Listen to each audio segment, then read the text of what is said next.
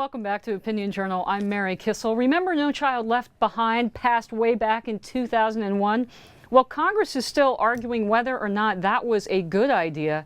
And in these last days, the House passed a bill that not many people paid attention to that would effectively gut the program. Is that a good idea?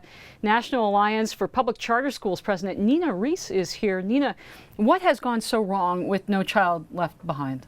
So a couple of things. First and foremost, there is no grassroots base of support for the law.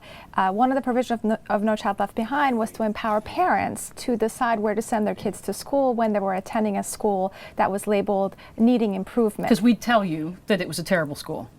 Or a school needing improvement. Okay. But unfortunately, that provision was not enforced by school districts. Surprise there. No surprises there. The other provision was to offer Title I funding to low-income kids to attend the tutoring program of their choice. That provision also hasn't been enforced in a very consistent way. So you didn't have parents, which are the best constituencies to pull together, advocating for reform. On the other hand, you had a lot of school board members, teachers union advocates, and so forth that really did not like the changes in No Child Left Behind. The punitive nature of the law did not bode well for its success. But on a positive note, the law has really shone a light on the disparities in a lot of our schools. The disaggregation of data has allowed us to see where our low-income students are doing academically, where our English language learners and our minority students are doing compared to their white counterparts. And I think where it's been the most effective, it's been in suburban schools that may have done very well over the years, but all of a sudden noticed that perhaps they weren't really serving those students very well in those schools. So why was this House bill then a good idea? I mean, is this a law where it doesn't have as much benefit as we thought it would, and we need to start over? I mean, I think good to go in their attempt to fix the law, they overcorrect it.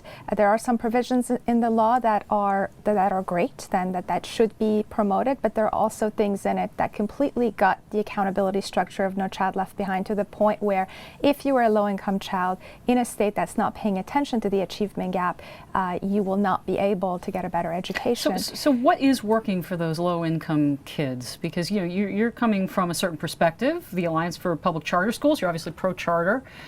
Is that charter schools? Some have worked very well, others haven't. I would say that by and large, the track record on charter schools, especially in inner city settings, has been very good, especially over the past 5 to 6 years.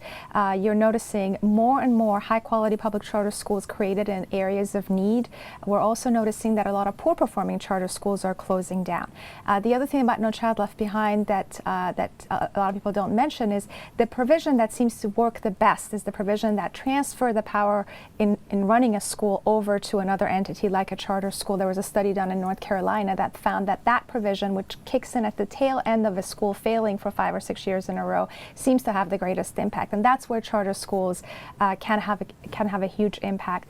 Recent studies of charter schools, we looked at the last set of 15 kind of highest quality studies on charter schools, and 14 out of the last 15 demonstrate that charter schools are great at closing the achievement gap, and they have the greatest impact on low-income and minority students. Arne Duncan, who's running the Department of Education, seems to be pro-reform. Have you found him supportive of these kinds of initiatives? So this administration has been a big advocate of charter schools. Their Race to the Top program placed a premium on giving funding to states that were lifting their caps on charter schools. They have also visited a lot of charter schools and shone a light on all the charter schools that are doing a great job.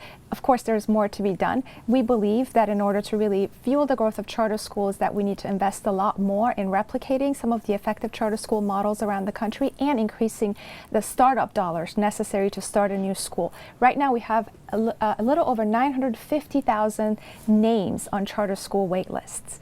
Wow.